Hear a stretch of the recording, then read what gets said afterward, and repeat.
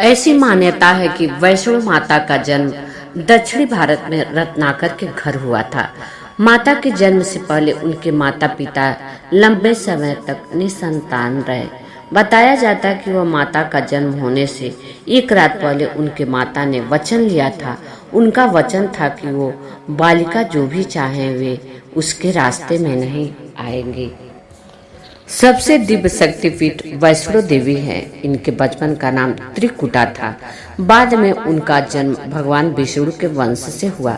श्री राम ने कलयुग में प्रकट होने का वचन लिया था। देवी दुर्गा पार्वती हिंदू धर्म में सर्वोच्च देवी है। वैष्णो देवी उसका आंशिक रूप है।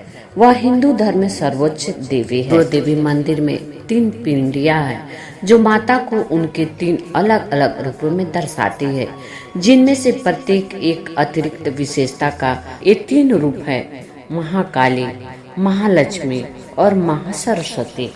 वैष्णो देवी मंदिर दुर्गा देवी का एक महत्वपूर्ण स्थान है।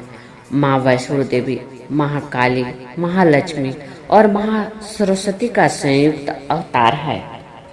किंवदंती है कि इस मंदिर की खोज पहली बार लगभग 1000 साल पहले की गई थी, जब वैष्णो देवी श्रीधर नाम भक्त के सपने में आई और उन्हें यह स्थान दिखाया। जबकि श्री माता वैष्णो देवी जी की उत्पत्ति और किंवदंती के विभिन्न संस्करण प्रचलित है। लगभग 700 साल पहले उसी पंडित श्रीधर द्वारा तीर्थ की खोज पर एक मत प्रतीत होता है, जिनके स्थान पर माता ने भंडारा आयोजित करने में मदद की। वैष्णो देवी का विश्व प्रसिद्ध और प्राचीन मंदिर भारतीय राज्य जम्मू और कश्मीर के जम्मू क्षेत्र में कटरा नगर के समीप की पहाड़ियों पर स्थित है। इन पहाड़ियों को त्रिकुटा पहाड़ी कहते हैं। यहीं पर लगभग 5200 फीट की ऊंचाई पर स्थित है। माता रानी का मंदिर यह भारत में तिरुमला वेंकटेश्वर मंदिर के बाद दूसरा सर्वाधिक जाने वाला धार्मिक तीर्थ स्थल है। त्रिकुटा की पहाड़ियों पर स्थित एक गुफा में माता वैष्णो देवी की स्वयंभू 3 मूर्तियां हैं। देवी काली दाएं, सरस्वती बाएं और लक्ष्मी मध्य पिंडी के गुफा में विराजित है। इन तीनों पिंडियों के सम्मिलित रूप को वैष्णो देवी माता कहा जाता है। इस स्थान को माता का भवन कहा जाता है। पवित्र गुफा की लंबाई 98 फीट है। इस गुफा में एक बड़ा चबूतरा बना हुआ है। इस चबूतरे पर माता का आसन है, जहां देवी त्रिकुटा अपनी माताओं के साथ विराजमान रहती हैं। भवन वह स्थान है जहां माता ने भैरवनाथ का वध किया था। प्राचीन गुफा के समक्ष भैरव का शरीर मौजूद है और उसका सिर उड़कर 3 किलोमीटर दूर भैरव घाटी में चला गया और शरीर यहाँ रह गया। जिस स्थान पर सिर गिरा, आज उस स्थान को भैरवनाथ के मंदिर के नाम से जाना जाता है। कटरा से ही वैष्णो देवी पैदल चढ़ाई शुरू होती है, जो भवन तक करीब 13 किलोमीटर है। मंदिर की पौराणिक कथा। मंदिर के संबंध में कई तरह की कथाएं प्रचलित है। एक बार त्रिकुटा की पहाड़ी पर एक सुंदर कन्या को देखकर भैरवनाथ उससे पकड़ने के लिए दौड़े। तब वह कन्या वायु रूप में बदलकर त्रिकुटा पर्वत की ओर उड़ चली। भैरवनाथ भी उनके पीछे भागे। माना जाता है कि तभी मां की रक्षा के लिए वहां पवन पुत्र हनुमान पहुंच गए। हनुमान जी को प्यास लगने पर माता ने उनके आग्रह पर धनुष से पहाड़ पर बाण चलाकर एक जलधारा निकाली और उस जल में अपने केश धोए। फिर वही एक गुफा में प्रवेश कर माता ने 9 माह तक तपस्या की। हनुमान जी ने पहरा दिया।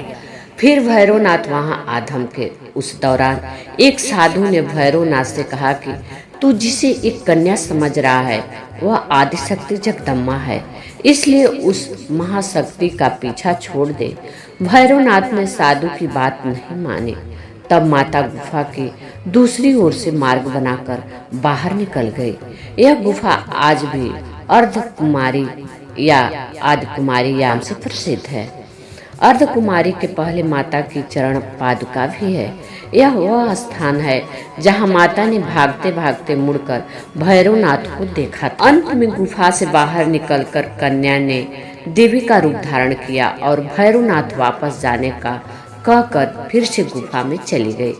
लेकिन भैरवनाथ नहीं माना और गुफा में प्रवेश करने लगा। यह देखकर माता की गुफा कर पहरा दे रहे हनुमान जी ने उसे युद्ध के लिए ललकारा और दोनों का युद्ध हुआ। युद्ध का कोई अंत नहीं देखकर माता वैष्णवी ने महाकाली का रूप लेकर भैरवनाथ का वध कर दिया। कहा जाता है कि अपने वध के बाद भैरवनाथ को अपनी भूल का पश्चाताप हुआ और उसने मां से क्षमादान की भीख मांगी।